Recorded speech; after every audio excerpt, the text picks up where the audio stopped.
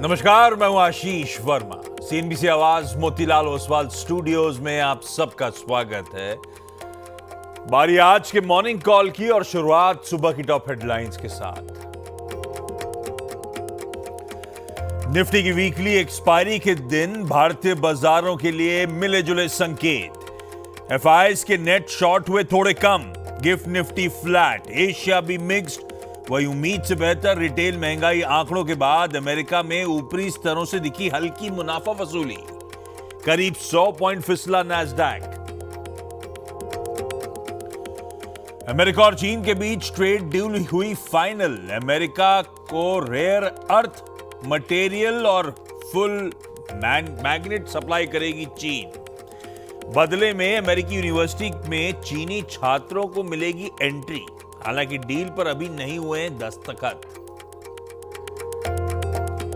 America और Iran के बीच बढ़ते तनाव से क्रूड में 4% से ज्यादा का उछाल, भाव $70 तक चढ़कर 2 महीने की ऊंचाई पर पहुंचा। वहीं अमेरिका में रिटेल महंगाई आंकड़ों के बाद कॉमेक्स पर सोना भी करीब 1.5% ऊपर। एफएमसीजी शेयरों पर आज रहेगी नजर। सरकार ने इंपोर्टेड क्रूड एडिबल ऑयल पर ड्यूटी घटाई। बेसिक कस्टम ड्यूटी 20% से घटाकर 10% पर लाई गई। मई रिटेल महंगाई दर के आज आएंगे आंकड़े। अप्रैल के बाद मई में भी महंगाई में नरमी संभव, 3% रह सकती है सीपीआई महंगाई की हमारी दर। और यूरोपियन यूनियन के साथ जल्द से जल्द फ्री ट्रेड एग्रीमेंट की कोशिश। उद्योग मंत्री पीयूष गोयल ने कहा, कार्बन टैक्स के ऊपर यूरोप के साथ अलग अलग विकल्पों पर बातचीत जारी।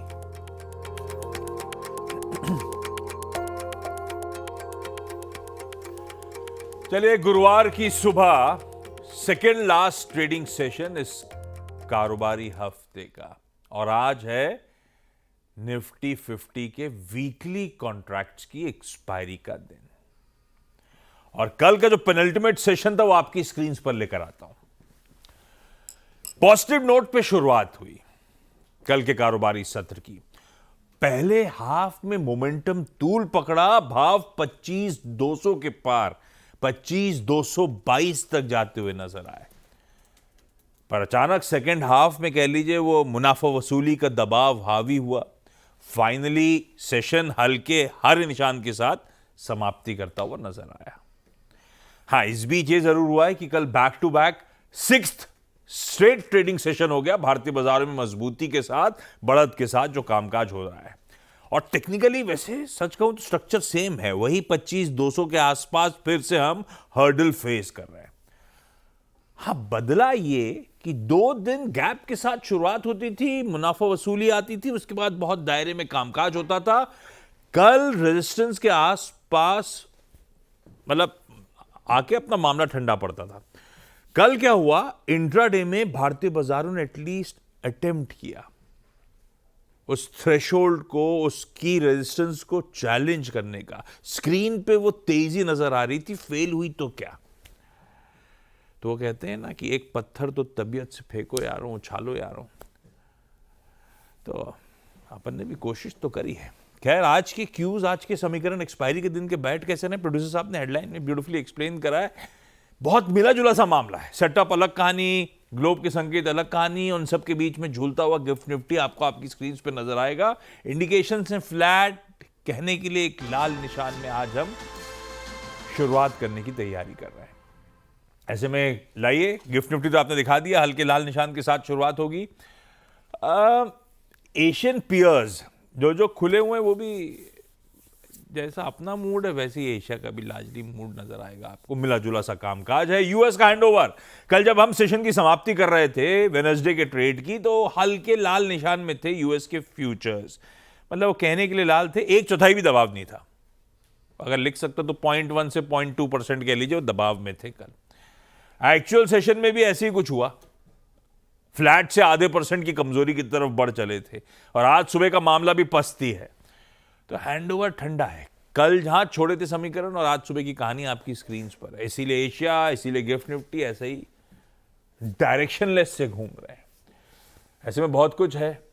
यूएस का इन्फ्लेशन प्रिंट आना था जिसकी हरमास चर्चा कर रहे थे कल सुबह कि वो इंतजार रहेगा उसका। फिर वो 2 दिन की ट्रेड डील का इंतजार था कि कुछ हुआ कि नहीं हुआ। शाम को कुछ अपडेट फाइनली आने शुरू हुए हैं। तो सारा मामला है क्या, ग्लोब में चल क्या रहा है, क्रूड कहां फट रहा है, क्यों फट रहा है, बहुत सारे क्यूज हैं। पहले समझ लेते हैं क्यूज कैसे हैं और नेट उसका मतलब हमारे बाजारों के लिए कैसा है। और माज गुड मॉर्निंग, बताएं। गुड मॉर्निंग आशीष। क्यूज तो मिले जुले से है और जितने भी यूएस की तरफ से जितने भी क्यूज है वो है। एक चीज़ बता दूं कि जितने भी अपडेट्स आए हैं ट्रेड टॉक्स को लेकर, चीन की तरफ से अब तक कोई अपडेट आया नहीं है आधिकारिक तौर पर। हाँ जी। और कल डोनाल्ड ट्रंप ने ट्रूथ सोशल पर ये लिखा भी कि डील हमारी चीन के साथ हो गई है, सिर्फ उस पर दस्तखत करने बाकी है।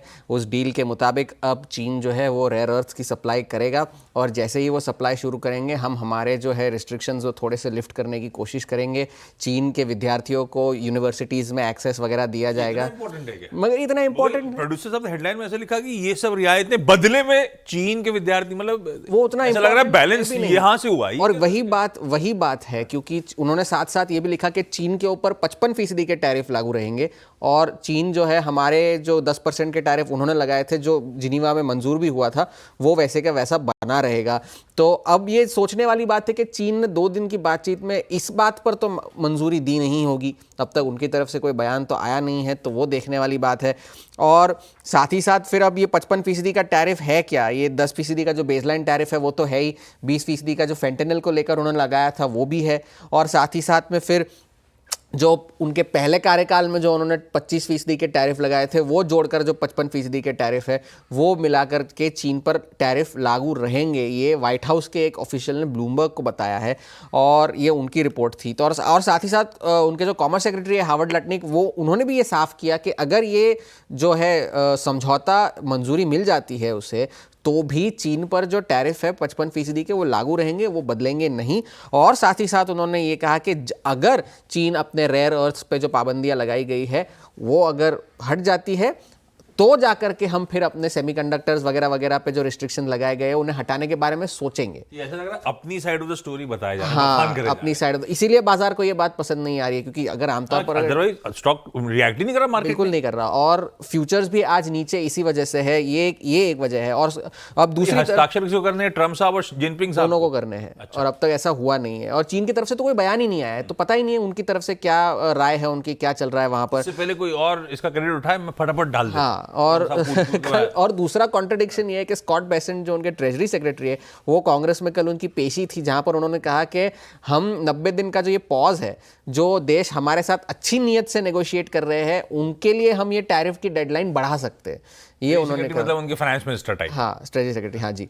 तो वहाँ पर ये एक और बयान उनकी तरफ से आया और डोनाल्ड ट्रंप ने भी ये कहा कि हाँ ठीक है, मैं सोचूंगा, पर मैं उम्मीद करता हूँ कि ऐसी नौबत ना आए कि उन्हें डेडलाइन को बढ़ाया जाए। तो 18 ट्रेडिंग पार्टनर्स का उन्होंने जिक्र किया, उसमें देशों का नाम तो उन्होंने लिया नहीं, मगर ये कहा कि जो गुड फेथ में नेगोशिएट कर रहे हैं उनके साथ वो टैरिफ की डेडलाइन बढ़ाई जा सकती है। ये टैरिफ वॉर का एक इम्पैक्ट तो ये हुआ है कि कस्टम्स ड्यूटी कलेक्शन में बहुत ज्यादा इजाफा हुआ है। जो पिछले महीने कस्टम ड्यूटी जो इकट्ठा हुई थी वो $23 बिलियन की इकट्ठा, जितना भी माल आना उस पर टैरिफ तो लगना ही है। हाँ, तो उस वजह से उनकी फिस्कल डेफिसिट जो है वो थोड़ी सी कम हुई है। स्कॉट बेसेंट ने कहा है कि 3% तक लाने का उनका लक्ष्य है, जबकि फिलहाल 6.5 से 7% के बीच में जीडीपी की चल रही है फिस्कल डेफिसिट। और इस पूरे मामले की वजह से कल भी हम कह रहे थे कि जो इन्फ्लेशन का जो प्रिंट आना था वो शायद बाजार इग्नोर कर दे, जो कि हुआ भी। अनुमान से बेहतर थे आंकड़े, जितने बड़े बेटर देन एस्टिमेट्स, कम थी। जो कि 0.2% बढ़ने के अनुमान थे वो 0.1% ही बढ़कर आई है। और कोर सीपीआई भी जो 2.9% साल दर साल बढ़ने का अनुमान था वो 2.8% आई है। तो टैरिफ का असर दिख नहीं रहा है क्योंकि कंपनीज ने अब तक पहले से ही मार्च का माल भर रखा था, नहीं किए हैं अब तक कंज्यूमर्स को। और ट्रम्प साहब धमकी भी देते रहते हैं। हाँ, और फिच ने लेकिन ये चेतावनी दी है कि अगर ये हायर टैरिफ्स का मामला इसी तरह चलता रहा तो उनके पास और कोई विकल्प नहीं बचेगा, उन्हें कीमतें बढ़ानी होंगी, तो आगे चल के फिर जाकर के कीमतें बढ़ सकती है। आज का बड़ा ट्रिगर है तेल की कीमतें, ब्रेंट $70 के ऊपर निकल गया है। वो इसलिए क्योंकि AFP की तरफ से कल एक रिपोर्ट आई थी कि ईरान ने ये धमकी दी है कि अगर हमारे ऊपर कॉन्फ्लिक्ट ला दी गई तो हम US के मिलिट्री बेसिस पर हमला कर सकते हैं, और हम इस बात के लिए लिए सक्षम भी है।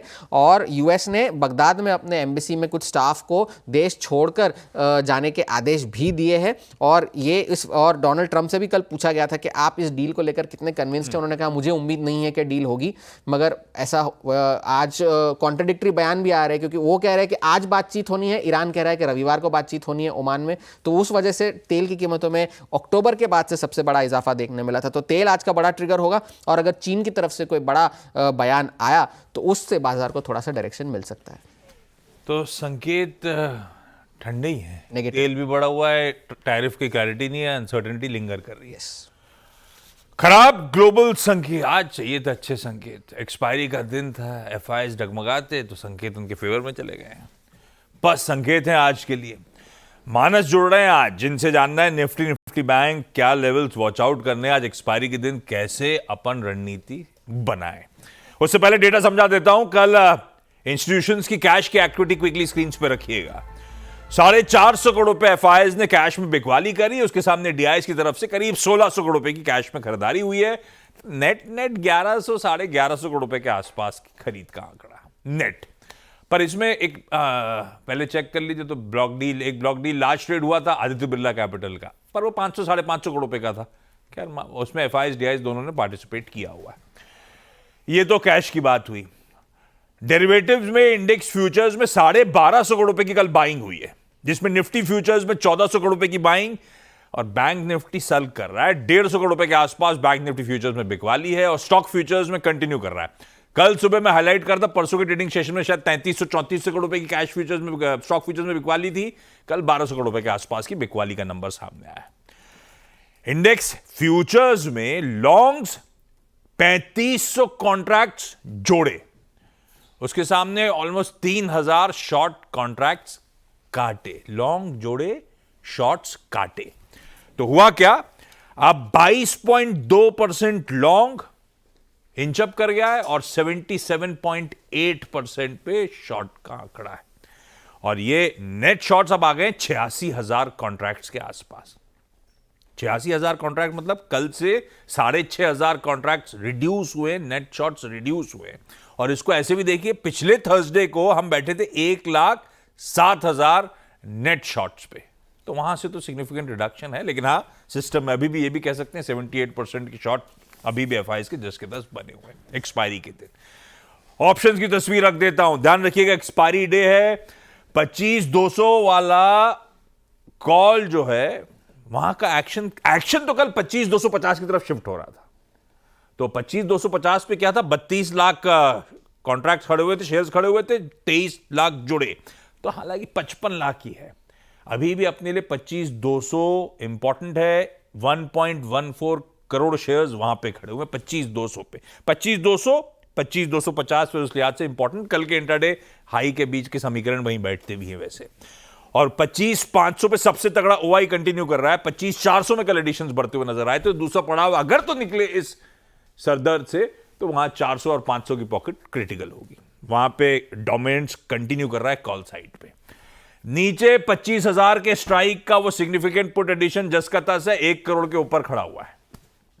तो खैर अपने को पता है था, साइकोलॉजिकली इंपॉर्टेंट, बार बार रोज सुबह हफ्ते चर्चा हुई है।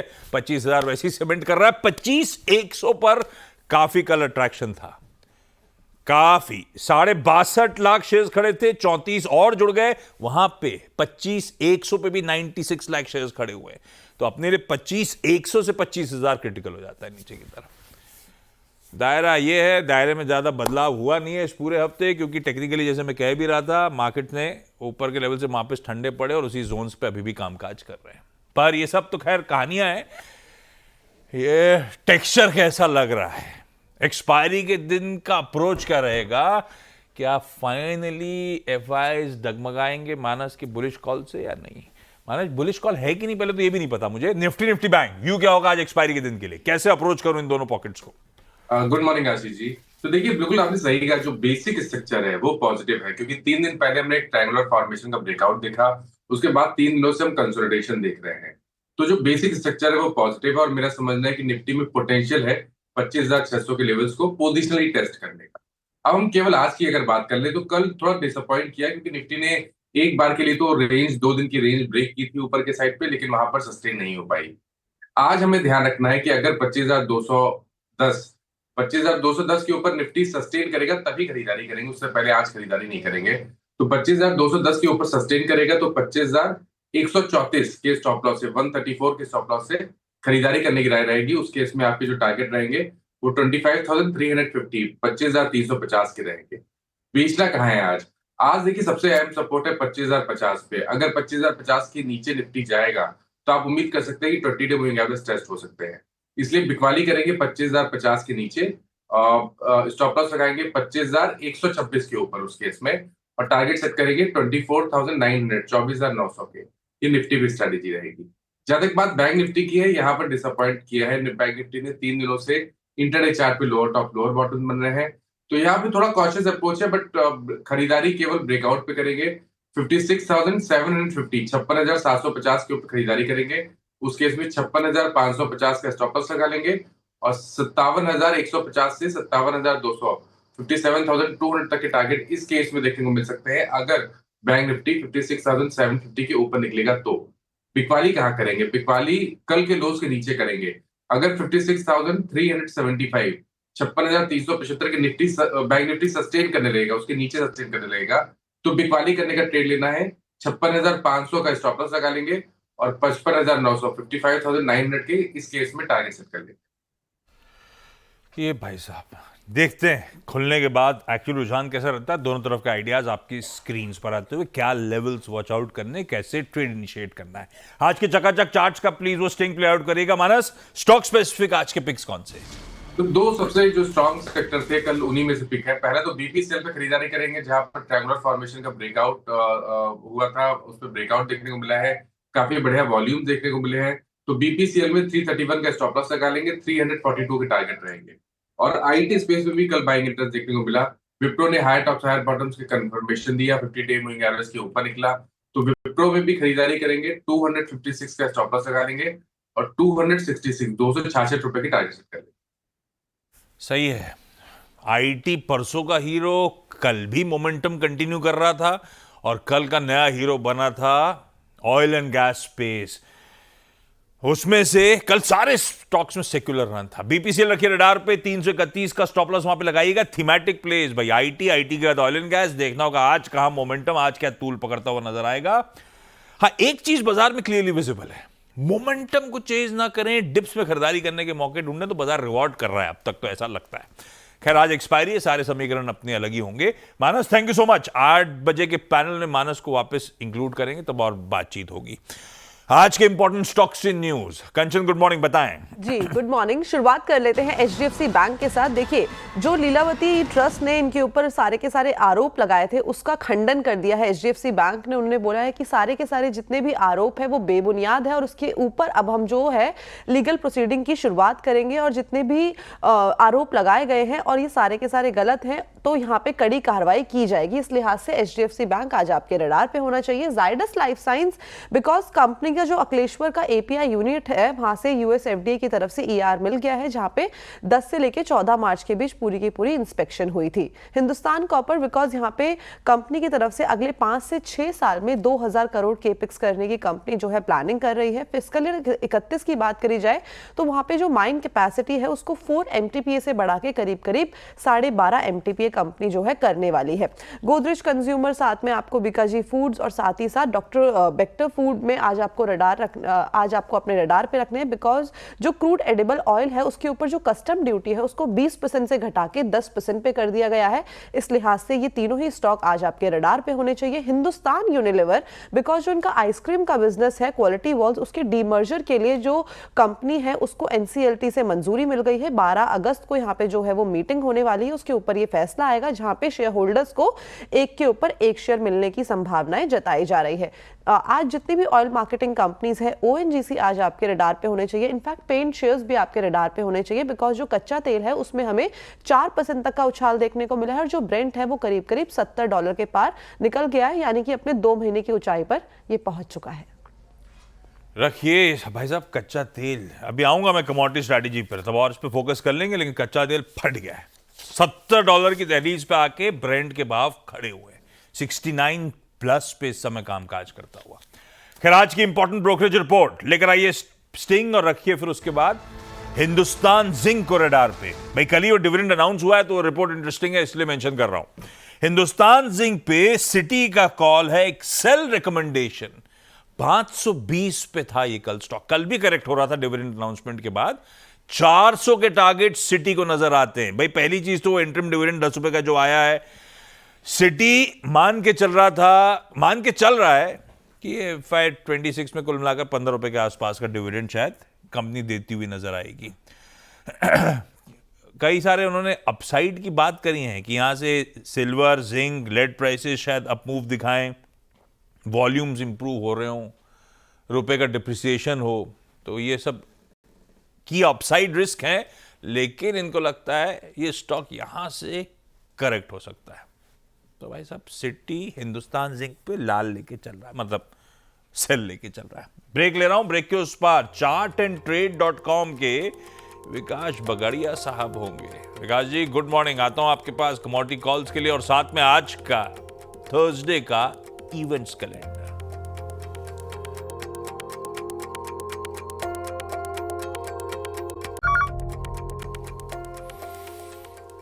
ओके, ब्रेक के बाद आपका स्वागत है तब और आपकी सेकंड प्लेट। क्यूज इंटरेस्टिंग है, बॉन्ड यील्ड्स तो ठीक है, डॉलर इंडेक्स इंच अप कर रहा है, 98 लिखा हुआ है। एक बार दिखाइएगा करंट डॉलर इंडेक्स, मेरे ख्याल से ऑलमोस्ट 100 की दहलीज पे 99 प्लस पे होना चाहिए। कच्चा तेल तगड़ा इंच अप कर गया है, $2 से ज्यादा नहीं, ठीक है 98.3 कूल ऑफ हुआ है। और कच्चा तेल के साथ साथ सोना इंच अप कर रहा है। खैर इंटरेस्टिंग क्यूज है, कमोडिटीज में भी अच्छा एक्शन है, करेंसी में एक्शन है। तो आइए सीधे चलें, विकास जी से जान लेते हैं आज कमाई कैसे हुई। विकास जी आज के कमोडिटी कॉल साहब। जी सर, गुड मॉर्निंग सर। पहला ट्रेड रहेगा मेरा सिल्वर पे। सिल्वर में स्ट्रक्चरल अभी भी तेजी लग रहा है, एक अच्छे रनअप के बाद में थोड़ा सा पुल ऑफ करके सिल्वर सपोर्ट के पास है। तो मेरे को लगता है कि अगर कोई भी डिप्स मिलता है 1,05,000 1,05,500 के करीब पे, तो सिल्वर को बाई करना चाहिए। 1,04,000 का एक सपोर्ट रखना चाहिए, स्टॉप लॉस रखना चाहिए। हायर एंड पे 1,06,500 से 1,09,000 तक के लक्ष्य देखने के लिए मिल सकते हैं। और वहीं सर दूसरा ट्रेडिंग बेट मेरा रहेगा क्रूड ऑयल पे। क्रूड ऑयल पे एक अच्छा खासा लोअर लेवल से रिवर्सल देखने के लिए मिला है। अगर हम लोग बात करें वीकली चार्ट पे, 200 दिन डेमा को कॉन्कर किया है। डेली चार्ट में भी 200 दिन मूविंग एवरेज के ऊपर कल एक अच्छा कैंडल, पॉजिटिव कैंडल क्लोजिंग मिला है। तो कोई भी डिप अगर 5650 5680 तक मिलता है तो क्रूड में बाई करना चाहिए। 5600 का एक छोटा स्टॉप लॉस रखना चाहिए। 5790 और 5850 के लक्ष्य देखने के लिए मिल सकते हैं। लीजिए भाई साहब, चांदी खरीदना है, कच्चा तेल खरीदना है। हिंदुस्तान जिंक वाली सिटी की रिपोर्ट की डिटेल्स पढ़ रहा था मैं, उसमें वो कह रहे हैं कि सिल्वर का आउटलुक तो फिर भी रेजिलिएंट है इस नए साल के लिए, FY26 के लिए। जिंक लेकिन FY26 में सरप्लस में जा सकता है, इसीलिए वो बेयरिश हैं। मैंने वही देख रहा था रीजंस क्या क्या हैं, तो वो इंटरेस्टिंग था। तो हिंदुस्तान जिंक इसीलिए भी सेल है सिटी का। खैर पकड़िए साहब, थैंक यू सो मच। ये आपके लिए प्रेफर्ड कमोडिटी पिक्स आज के सेशन के स्क्रीन पर हैं। इवेंट्स कैलेंडर, थर्सडे का दिन सबसे इंपॉर्टेंट, तो अपनी वीकली कॉन्ट्रैक्ट निफ्टी 50 की होने की तैयारी हो रही है। और कह लीजिए इस मंथली सीरीज के मिड पॉइंट पे आके खड़े हुए हैं। 2 वीकली हो गए, 2 वीकली बचे हुए, 2 वीकली का 1 वीकली, उसके बाद मंथली की तैयारी हो रही होगी। आज अपना 4 बजे इंडिया CPI रिटेल इन्फ्लेशन का नंबर आ रहा होगा, होपफुली और कूल ऑफ ही हो रहा होगा। कुछ एक्स डिविडेंड्स इंपॉर्टेंट है, टाटा केमिकल्स, ट्रेंड, जेके लक्ष्मी, वो आपकी स्क्रीन पर आ जाएगा। इथॉस में एडजस्टमेंट होगा, राइट इशू का एडजस्टमेंट आज प्ले आउट होना है, वो ध्यान रखिएगा। पर हाँ कोई फर्क, 4:43 का रेशियो है। कैनरा बैंक आज बोर्ड मीट है, FY26 इस नए साल के कैपिटल रेजिंग प्लान्स को फाइनलाइज कर रहा होगा इस कंपनी का बोर्ड। वायदा के कर्व में 2 और जुड़ गए, 6 ऑलरेडी थे, 2 जुड़ गए, उनका नाम ले लेता हूं, CDSL और IEX, capital market stories. US में अडोबी के नंबर्स आ रहे होंगे, कुछ IT कंपनीज का धंधा उनके साथ रहता है, इसीलिए मेंशन कर रहा हूं। यूके का GDP, IIP, ट्रेड बैलेंस, अर्थव्यवस्था के हालात समझ में आ जाएंगे यूके के। यूएस का जॉबलेस क्लेम का नंबर शाम का आ रहा होगा। PPI पर वो होलसेल इन्फ्लेशन है, वो ज्यादा इंपॉर्टेंट नहीं है, पर वो आ रहा होगा। आज world day against child labour है और आज मर्सिडीज बेंज अपनी G63 कलेक्टर्स एडिशन अनवेल करने जा रही है। लिमिटेड एडिशन है, तो जो करंट गाड़ी है उससे प्रीमियम कमांड कर रही होगी। करंट गाड़ी जो है G63 4.25 करोड़ की है, उससे कुछ और प्रीमियम मान लीजिए कलेक्टर्स एडिशन का। ठीक है, अपन देख लेते हैं तस्वीर, आप लोग को मन करे तो आप खरीद लीजिएगा। शो समेट लिया जाए, गिफ्ट निफ्टी के एक बार संकेत दिखा दीजिए। फर्स्ट ओपनिंग की तैयारी, आज एक्सपायरी के दिन, ब्रेक के उस पर जब लौट के आएंगे तो आज का सीधा सौदा। नमस्कार।